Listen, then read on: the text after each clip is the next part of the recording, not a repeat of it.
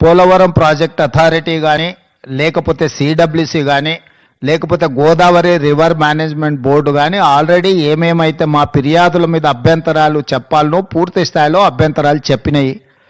కేంద్ర ప్రభుత్వ పరిధిలో ఉన్న సంస్థలే ఆ ప్రాజెక్టుకు సంబంధించిన అన్ని రకాల అభ్యంతరాలను వాళ్ళు లేవనెత్తిండ్రు.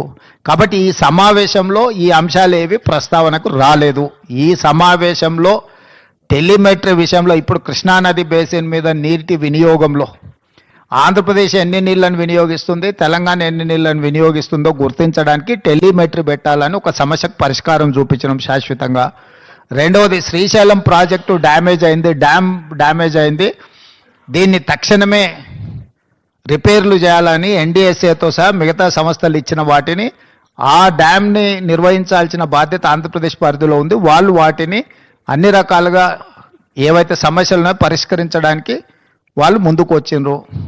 Godavari river management board, Krishna river management board ఆంధ్రప్రదేశ్లో ఒకటి, తెలంగాణలో ఒకటి ఉండాలని పునర్విభజన చట్టంలో ఉంది. 2020 అపెక్స్ కౌన్సిల్ మీటింగ్లో కూడా నిర్ణయం జరిగింది. దాన్ని అమలు చేయాలనుకున్నాం.